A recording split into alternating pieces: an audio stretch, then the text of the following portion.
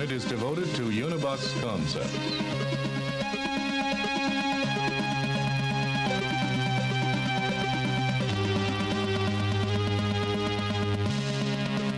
As we said in the previous study unit, the Unibus is a single bidirectional communications path. System elements such as memory, the CPU, and I/O interfaces communicate with each other over the PDP-11 Unibus. The Unibus consists of 56 separate lines for address, control, and data functions. The 56-line Unibus is used in all PDP-11 systems, with the exception of the LSI-11 and PDP-1103 microcomputers.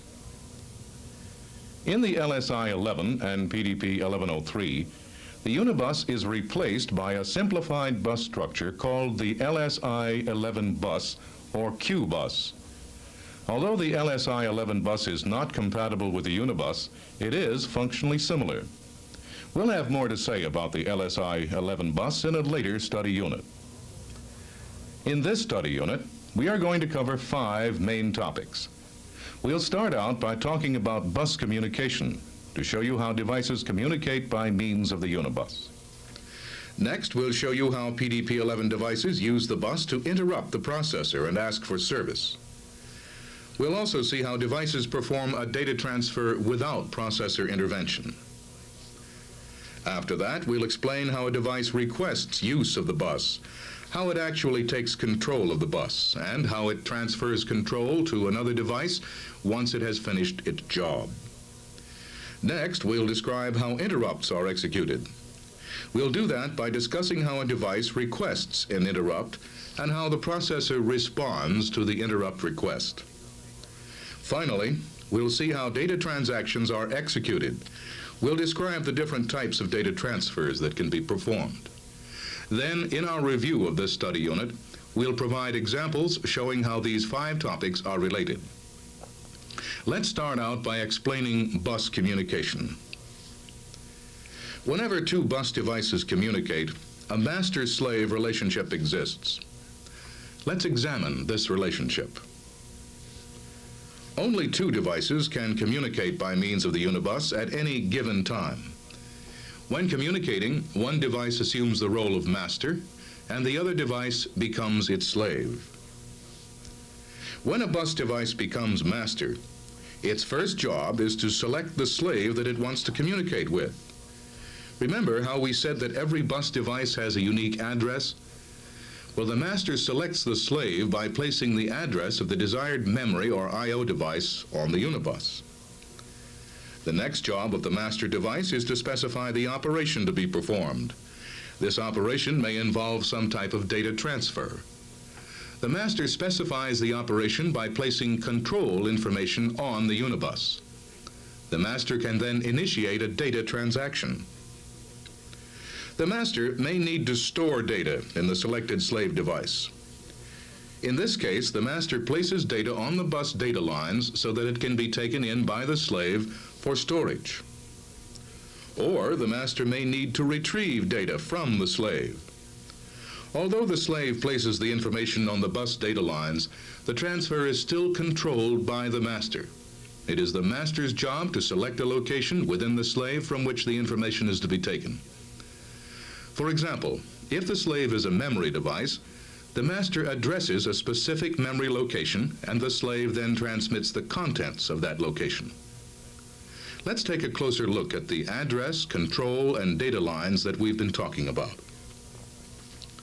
Here we have the 3 types of bus lines: address, control, and data. Notice that address information always is sent from the master to the slave. A slave can never address another device. On the other hand, control signals and data can be transferred in either direction, master to slave or slave to master. Just remember that regardless of direction, the data transaction is initiated by the master. The slave device cannot initiate a data transaction. Now, let's go back to our 3 main PDP-11 system elements. Devices are not built as master or slave. The master-slave relationship depends on what role the device plays at a specific time. For instance, the CPU could be a master controlling operation of the I/O device, which is a slave. Or the I/O device could be a master interrupting operation of the CPU, which in this case would initially respond as a slave. But what about memory? Memory is different. It's always a slave device. Compare the arrows appearing on the address, control, and data lines that connect memory to the other devices. The memory can only receive addresses. It cannot send them. Therefore, memory can never address another device and initiate a data transaction. Now, let's discuss another aspect of bus communications. Bus control is dynamic. Dynamic bus control simply means that once a bus master has completed its task, it can pass control of the Unibus over to another device, which then assumes the role of master. Let's use an example to better illustrate what we mean by dynamic bus control. To begin with, the CPU, as master, selects an I/O device, such as a disk, to function as a slave. The CPU might, for example, send command data to the disk, telling it to transfer a block of data into memory. The CPU then releases the bus. The disk now takes over bus control to become the new master. It then selects memory as its slave so that it can start transferring data into memory. Note that the disk retains the bus only long enough to transfer one word or byte of data. Then it relinquishes bus control to the CPU or to other devices requesting the bus. At a later time, the disk, acting as master, may ask for the bus and select the CPU as its slave device. For example, the disk may need to interrupt the CPU to inform it that the job is finished and nothing more can be done without further orders from the processor. Once the disk has interrupted the CPU, it releases bus control. The CPU now takes over as master and selects the memory as its slave so it can fetch an instruction and service the disk. Notice how control of the bus has switched back and forth between the CPU and the I/O device. This is what we mean by dynamic bus control.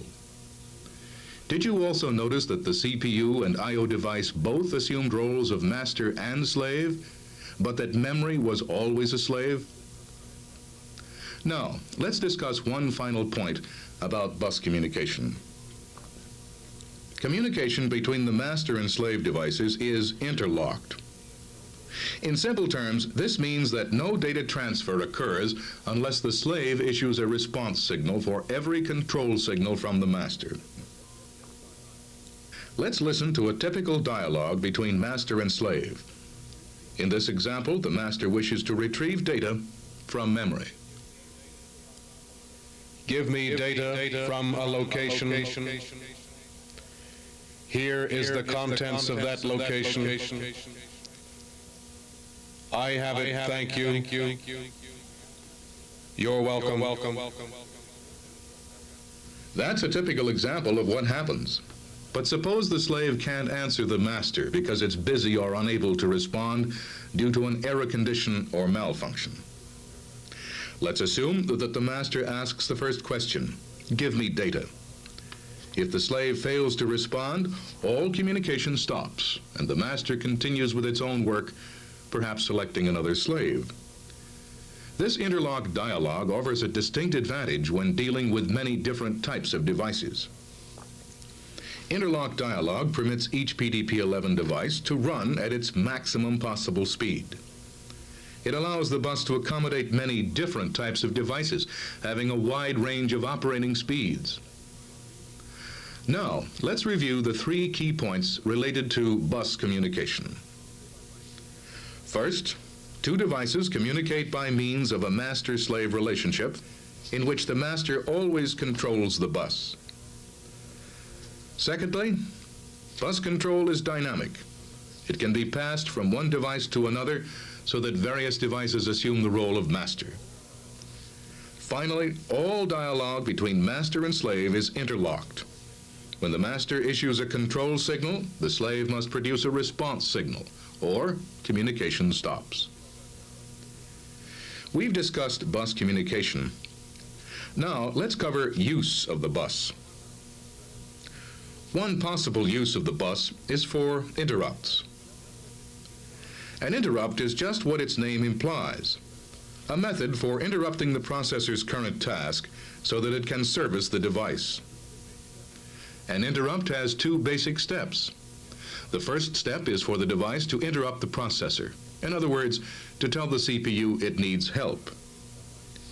If the priority of the device is higher than that of the CPU stops what it's been doing, assumes the role of bus master, and retrieves an interrupt routine from memory. The interrupt routine, which is a small program, allows the CPU to service the device by either issuing new commands or by analyzing its error condition. That's basically the function of an interrupt. Now let's take a look at another use of the bus. The bus is also used for data transactions. In other words, transferring information from one device to another. Here we see an I/O device engaged in a data transaction with memory. This data transaction might be used to store a word or byte of data in memory, or to retrieve a word or byte from memory. This transfer does not involve the processor. The processor is busy doing its own job at the same time the device is transferring data to or from memory. What happens after each word or byte has been transferred? Once each transaction is completed, bus control reverts to the processor unless a higher priority device is requesting use of the bus. At this point, you might be wondering about our dynamic bus control, where control is passed from device to device. Well, that's still true. All we want to bring out here is the fact that whenever the bus is not being used by some device, control reverts back to the processor. In summary, the bus is used for interrupts and is used for data transactions. An interrupt is issued by a device to inform the processor that the device needs help.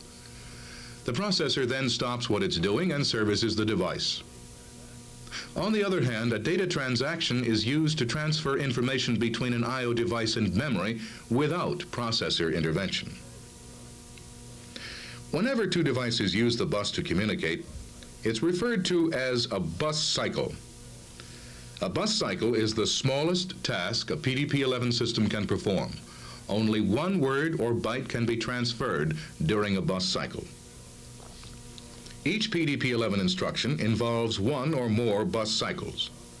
For example, here a bus cycle is used by the processor to retrieve an instruction from memory. In this example, let's assume that an increment instruction has been retrieved. A second bus cycle may be used to obtain the operand address. Let's assume this is the address of a register in an I/O device. The processor, as bus master, first retrieves the register's address from the memory. The next step is to get the operand, the actual data we want to increment. In our case, the operand is the current value in the I/O register. Notice that this bus cycle is used by the processor to retrieve the operand from the I/O device. We now have the operand. Our final step is to execute the instruction and store the result. The processor executes the increment instruction by adding 1 to the operand. It then uses another bus cycle to store the new value in the I/O register. Notice how we've used 4 bus cycles to perform 1 instruction cycle. Any PDP-11 instruction cycle consists of 1 or more of these bus cycles. That finishes our discussion of bus cycles. Now let's take a look at how a device goes about requesting control of the bus. A device can request bus control by issuing either a non-processor request or a bus request. Why do we have 2 methods of requesting the bus? Well, a non-processor request, or NPR, is used when the device is planning to do a data transaction that does not require processor intervention. That's why we call the associated request a non-processor request. On the other hand, bus requests, or BRs for short, are used when the device is planning to interrupt the processor.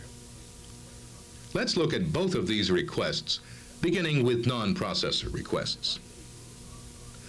A device issues a non-processor request, or NPR, whenever it plans to do a data transaction that does not require CPU intervention. Remember our earlier discussion of bus cycles?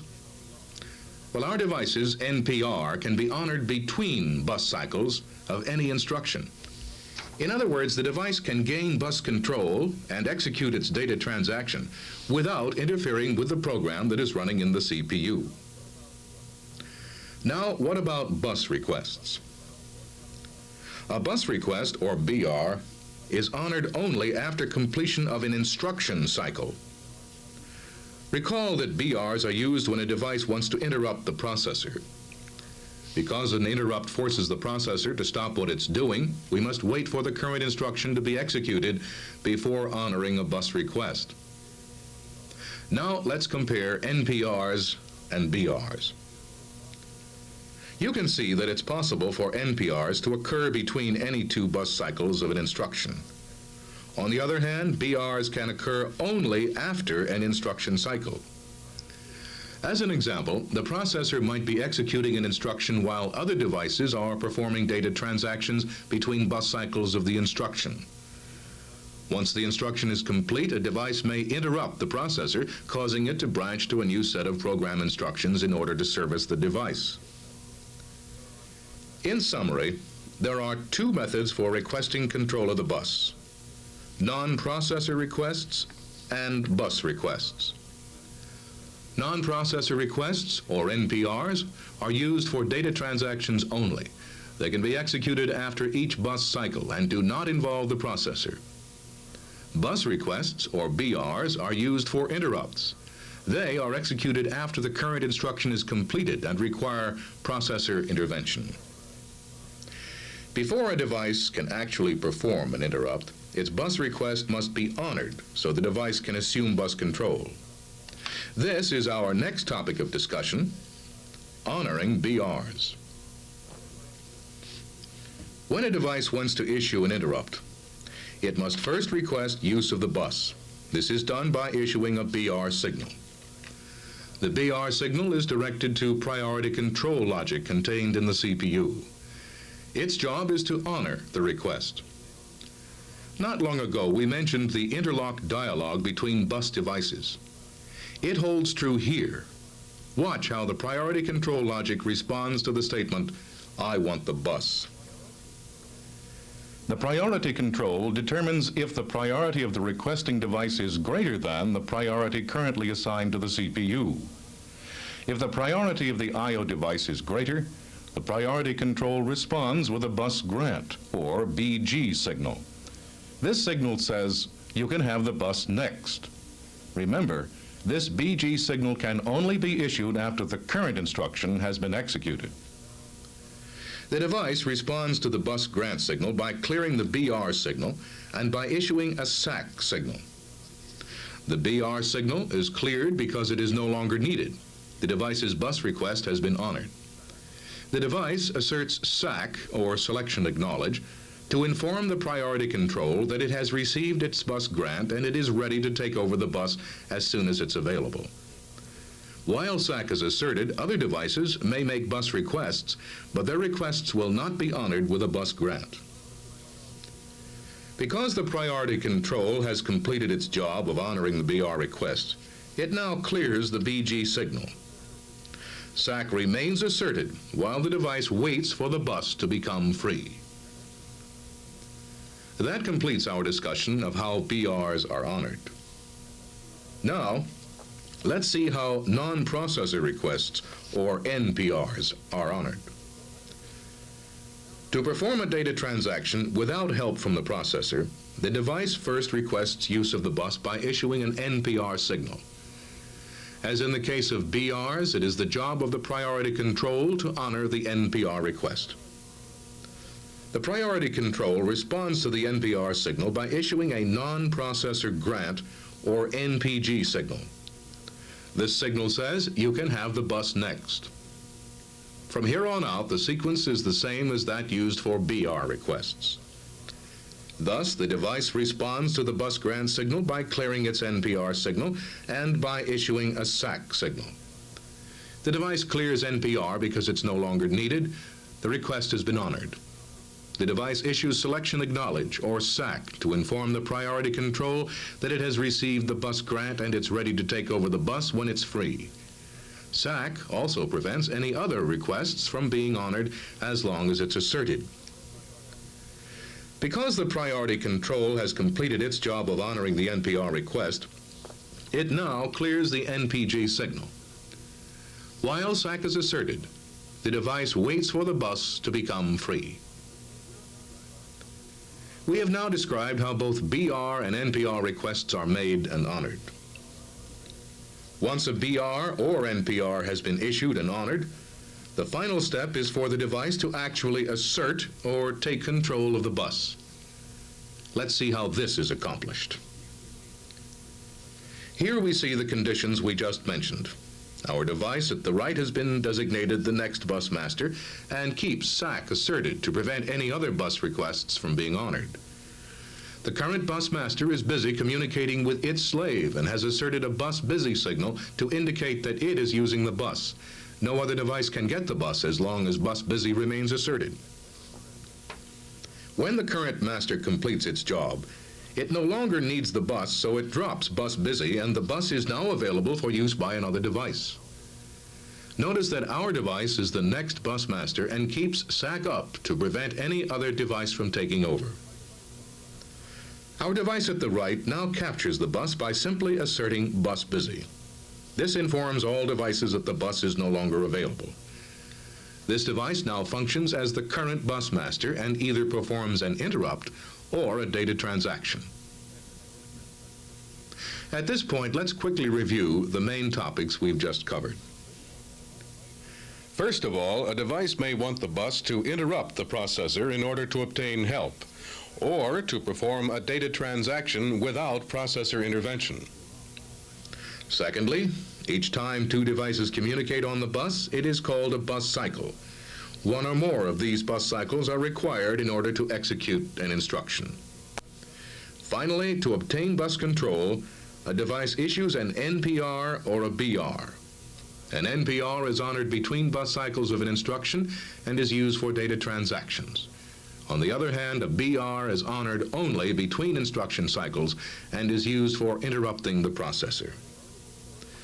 The priority control honors NPRs or BRs by issuing an NPG or BG. The device then issues SAC while waiting for the bus, and then takes over by issuing bus busy as soon as the bus is free. Now, let's take a short break. When you come back, we'll cover interrupts and data transactions in greater detail.